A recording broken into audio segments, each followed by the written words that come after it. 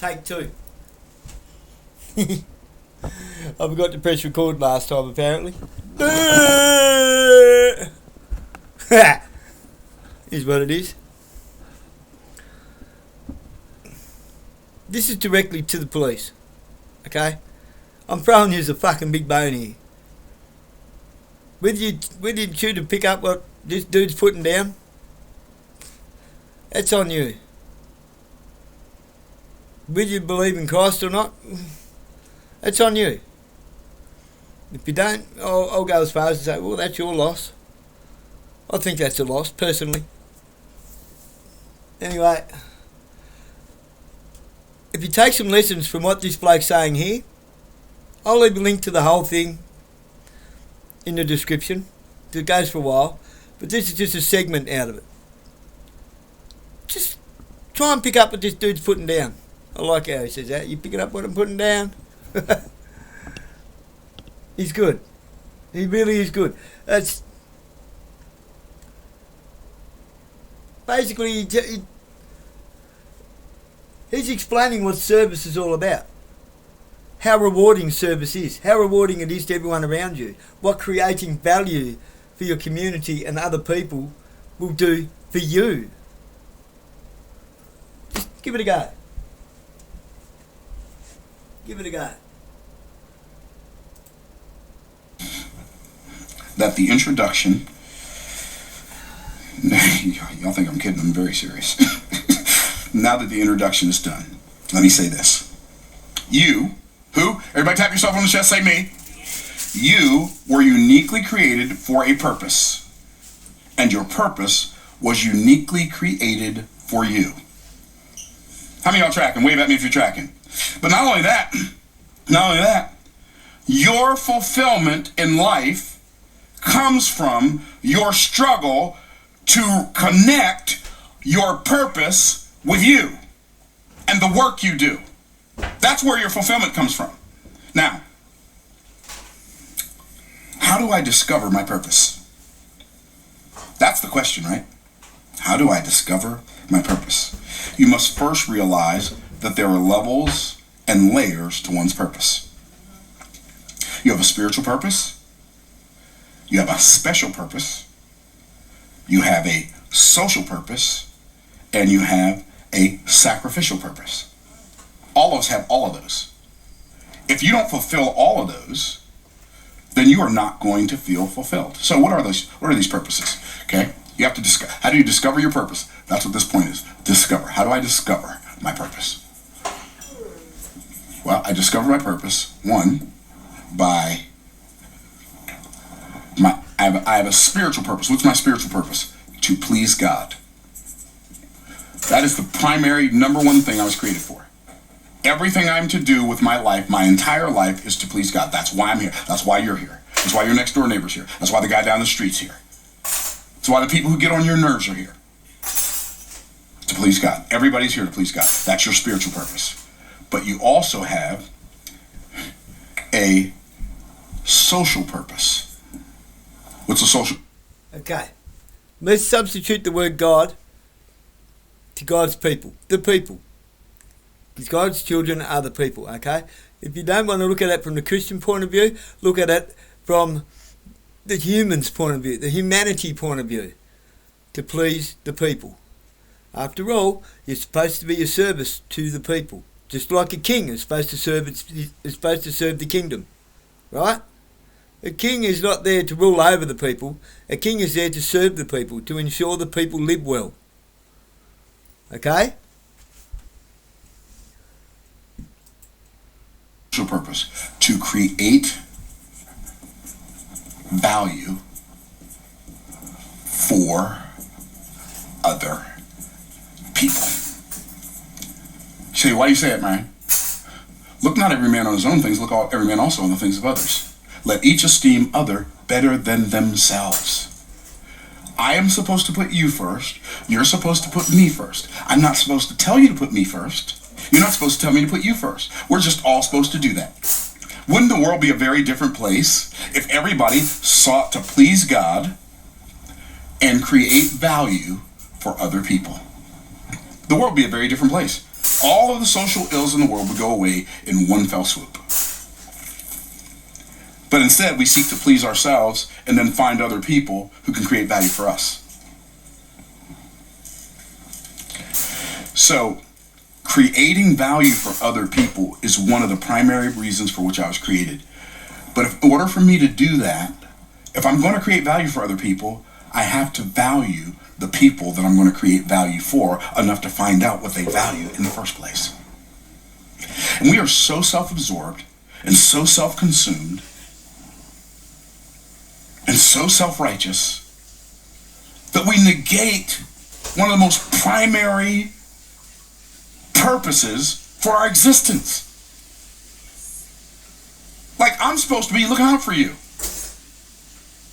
Like, if I'm having a bad day, I'm having a bad day. You know why I'm having a bad day? Because I'm thinking about marrying Freddie Golden. And I'm not counting my blessings. I'm thinking about what's missing in my life. You know how much money thinking about what's missing in my life makes me? None. You know how much fulfillment me thinking about what's missing in my life gives me? None. You know what gives me fulfillment? Thinking about what's missing in other people's lives and doing everything in my power to make it to create it so they can have it. For some people just don't have enough encouragement. Guess what? Encouragement is easy to create and it doesn't cost anything. But most people can't be bothered. You know why? They're too busy thinking about all the people who didn't do them right and all the people who did do them wrong. Like, get over yourself. I mean, if Jesus, who was perfect, that's what it tells us in Hebrews chapter 9, right? For such an high priest became us who was holy, harmless, undefiled, separate from sinners, made higher than the heavens, who needeth not daily as those high priests offer sacrifice, first for his own sins, then for the sins of the people. For this he did once when he offered himself. Jesus was perfect. And yet he was not self-absorbed. He was not self-consumed. He was not self-willed. Here's what it tells about Jesus. Let this mind be in you, which was also in Christ Jesus, who being in the form of God, thought it not robbery to be equal with God, but made himself of no reputation, and took upon him the form of a servant. The King of Kings took upon the form of a servant.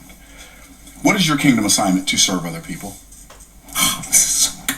I love how the Bible is just so perfectly fitting together.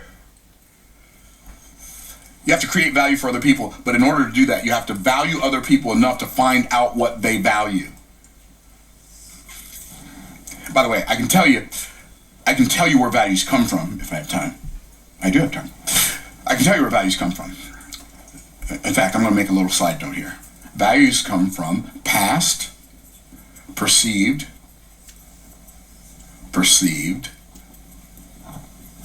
voids. Past perceived voids create present perceived values. What does that mean? If I feel like something was missing in my past, then I will value it in my present. The first thing that comes to my mind is my 1968 Pontiac GTO, because I wanted that car when I was a kid, and a friend of mine had it, but he wouldn't sell it to me, and I've jonesed for that car for 50-something years, and I finally found one. And I'm like, why? Why do I want to? It's not as comfortable as any other car I have. It doesn't have air conditioning. It's a convertible, but it doesn't have air conditioning. It doesn't have seat belts. If any car ever needed an airbag, that car needs an airbag with that hard steering wheel. But it doesn't have an airbag. Like, what is it? What was missing in my past? And maybe somebody was missing encouragement in their past, and you can come by and give them some encouragement and make a difference in their life. Maybe they didn't know how to do something that you know how to do, and you can come by and teach them how to do it, and they pay you for it. And they value it because they wanted to learn how to do it their whole life and never had the opportunity to learn how. Do you see how this works together? Okay, some people just didn't have any encouragement. They were made fun of their whole life. And all you got to do is come along and give them encouragement. Man, this thing is so simple yet so powerful. It'll change our very existence. Okay, past perceived voids. Number 2, present perceived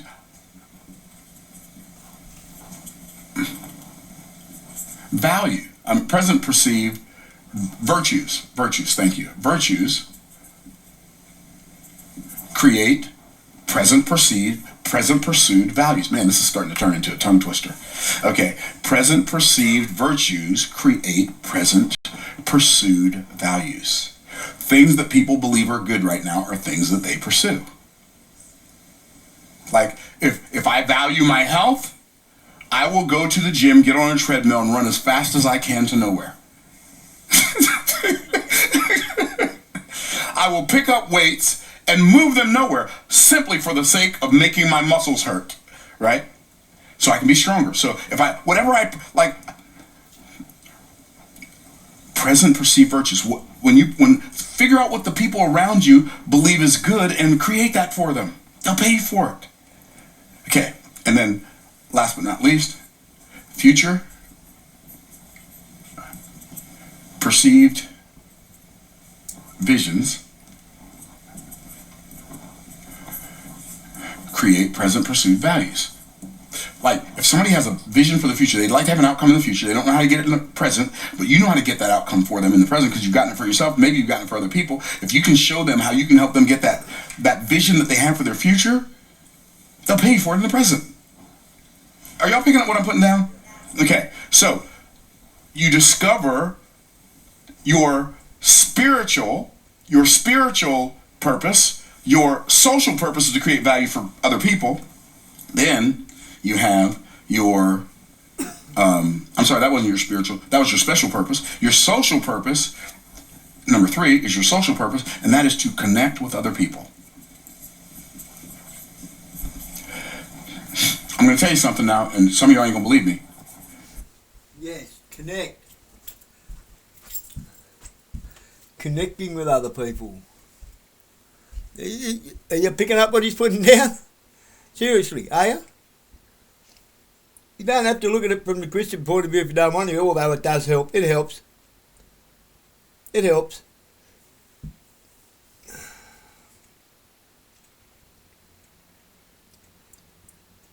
But if you just take half of this and adapt it to your own life, everyone, not just police, but police could really use some of this.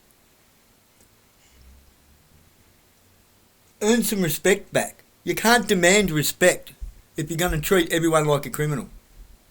What do you expect you're going to get in return? What do you expect you're going to get in return?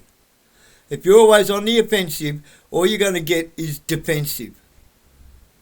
It stands to reason. It's fucking common sense. I don't mind swearing a bit. That doesn't bother me. I don't think it bothers the good Lord either. It adds emphasis to what I'm trying to tell you.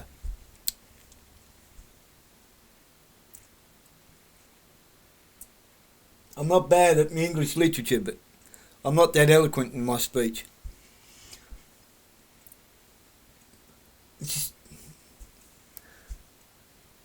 I'm trying to help so many people out here with this sort of stuff. I don't care if you think I'm cuckoo. I really don't. That's what you think is none of my business. But how you treat me is. It's all of my business. How you treat other people, it's everyone's business. How you treat people in their own home, it's all their business. And none of yours, really. What people do in their own home is none of your business unless they make it your business. Unless they ask you to make it your business, it's none of your business. Okay? Whether they're doing right or wrong, it's none of your business. If they're happy doing that in their own home, that's their business. Okay? It's nearly finished here.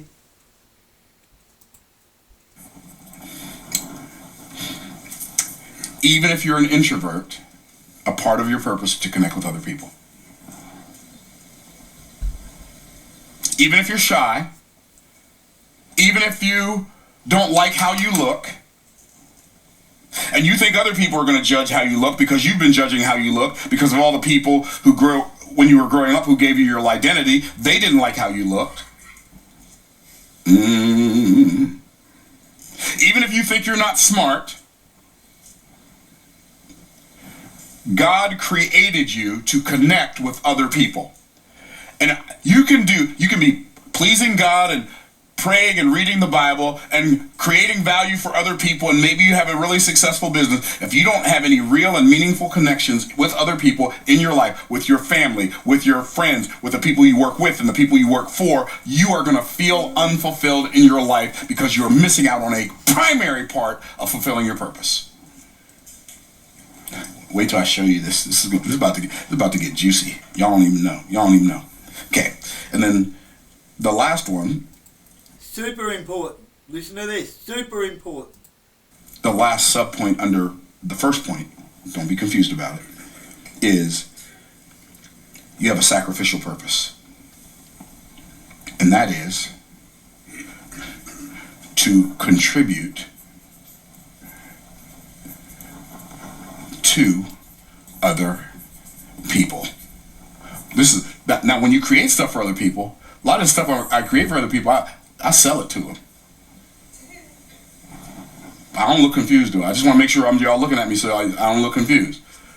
They pay a lot of this stuff up here I create. Like when I write a book, we ain't giving those away. We selling those.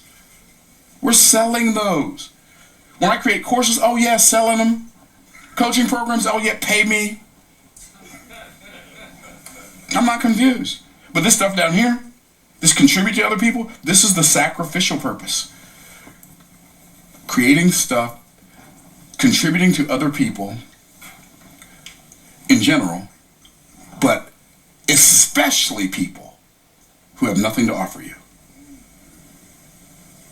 If you are not contributing to a person or to people, more accurately, to people who can't give you anything back, you feel unfulfilled. I don't care how much money you make.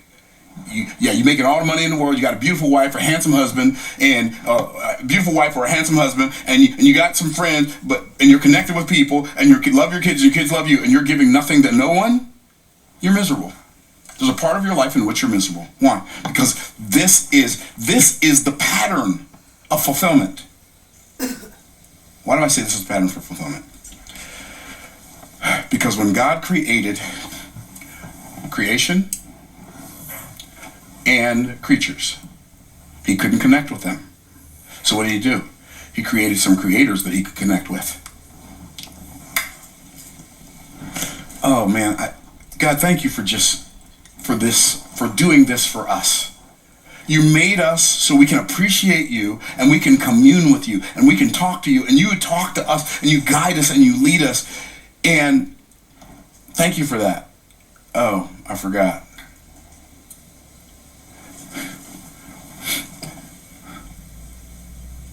Your message falls flat for 3 reasons. Anyhow. Does any of that make any sense to you? It should. It's not really that hard to follow. Really, it's not. There's nothing difficult about it.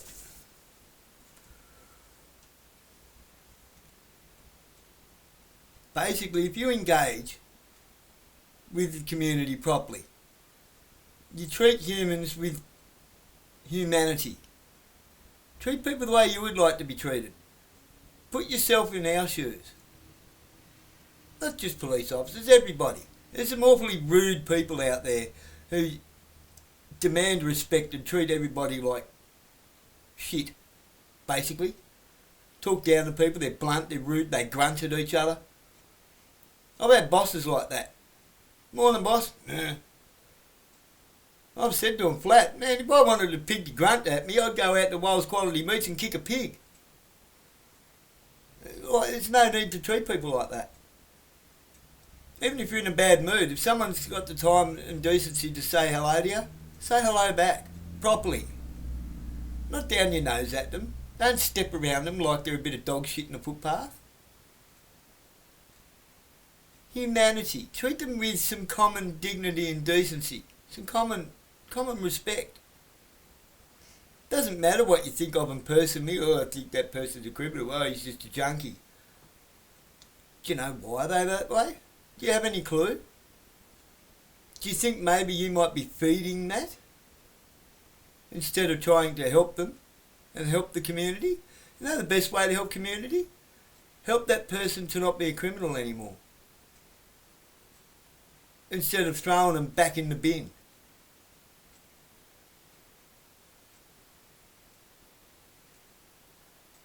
Yeah, people need to have consequences for their actions. Yes. All people need to have consequences for their actions, including those who think that they are the law or above the law. Sorry, you're not. You're not the law, nor are you above the law. You're a person. The law is not a people group.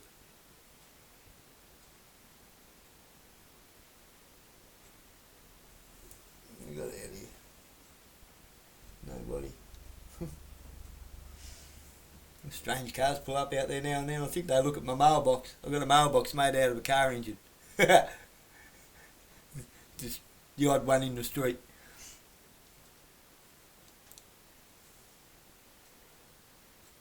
Now, we're all just humans, doing our best to get through it, to get by in this world that's getting more and more confusing. We're more and more uptight, we're more and more ready to be on the defensive because we're more and more under attack from the offensive. That's why. Doesn't matter whether you wear a uniform or not. You act or display yourself in any threatening manner on somebody's property, anyone with a spine is going to jack up to it. Anyone that knows that they have rights is going to use them. Don't call that poor behaviour. Don't say that, oh, your behaviour was pretty poor, as I was told. No, it wasn't. It wasn't at all. It was balanced. I responded in kind. I responded in the way that I was being treated. Up to a point. I didn't fight back. I could have. Things could have ended very differently, regardless of, oh yeah, I could have done this too attitude. I don't care for that much, really. I really don't. I was just trying to tell you I wasn't fighting. I was just making sure I didn't get hurt. I kept trying to tell you I've had knee surgeries. You can't just fucking do that to me. You didn't want to listen to me though, did you? Okay? I don't wish you love you. I wish you will. I hope you learn from this, what I'm about to drag you through. I'm dragging you through it for the right reasons, not the wrong ones. I hope it makes a better human being out of you. A better officer.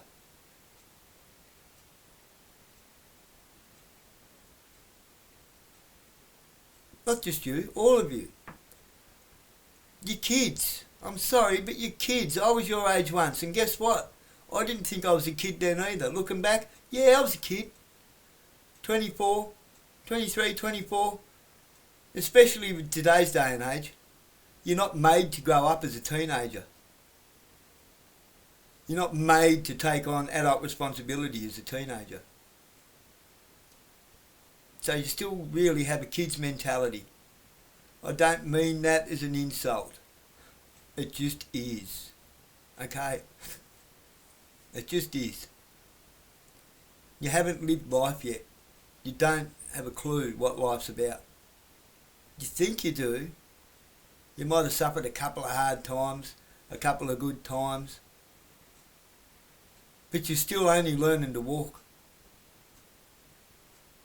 You're still only learning to walk. Once you learn to run, you realise you should have stayed walking. How's that grab you? The more you learn, the more you realise, the less you know.